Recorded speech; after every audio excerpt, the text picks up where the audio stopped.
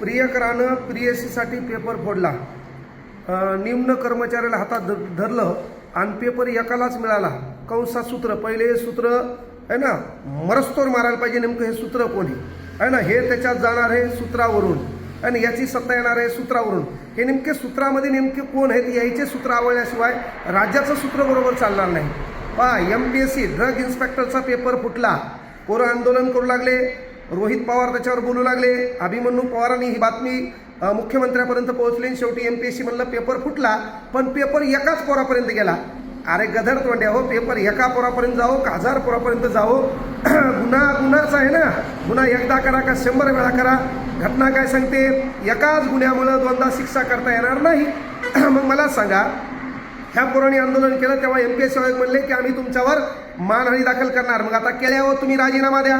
MPSC आयोगानं declare केलं paper फुटला म्हणून. मग त्याचे जे काही पदस्थ व्यक्ती असतील, प्रशासकीय यंत्रणा असेल, या सर्वांनी राजीनामा द्या, गोरगरिबांच्या लेकरांना न्याय द्या. आणि पेपर घेणं तुमच्यावर होत नसेल आणि हे या पेपर एकाच नातेवाईकाला भेटला, प्रियकरानं प्रियसीसाठी पुढं सेटिंग होणार होती, लग्न भेटणार होतं, त्याच्यानंतर हुंडा भेटणार होता म्हणून त्यानं पेपर फुटला.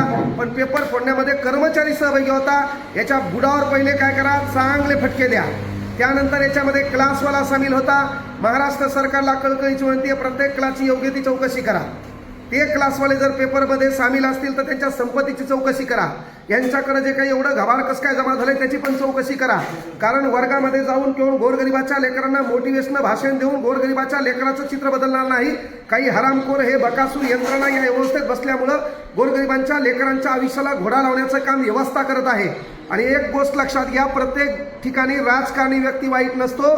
प्रशासनात बसलेले भिकारचोट बकासूर हे गोरगरिबांचं रक्त शोषण्याचं काम करतात. हे पुन्हाही सिद्ध झालं ह्या ड्रग इन्स्पेक्टरच्या पेपर फुटीमुळं. म्हणून क्लासवाले असतील, तो कोण प्रेम प्रकरणातला राजा आणि मजनू असेल है ना, त्यानंतर हो लैला आणि मजनू असेल, प्रियकरा म्हणून प्रेयसीसाठी फोडला, मरस्तोर मारा दोघाला, डबल पुन्हा जिंदगीत कुठल्या भविष्यातल्या गोष्टीची आठवण येऊ नये. क्लासवाल्यांची योग्य ती चौकशी करा आणि गोरगरिबांच्या लेकरांना पुनश्च पेपर घेऊन अभ्यासाला वेळ देऊन योग्य तो न्याय द्या.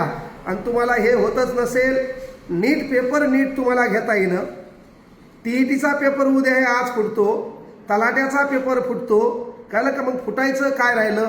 आमदार खासदार फुटायलेत. पेपर ही साधी सुधी गोष्ट आहे. फक्त तुम्ही जनतेच्या हाताने फुटणार नाही याची काळजी घ्या, कळलं का? आवळा दाखवून कवळा काढू नका. एकान फोडो का शंभरान फोडो, गलती गलती है, गंगाधरी शक्तिमान है. शेवटी एकच विनंती आहे, पेपर फुटीचा कायदा जसा बोलला तसा लागू करा आणि त्यावर कडक कारवाई करून डबल क्लासवाल्यांना क्लास घेताना आला पाहिजे.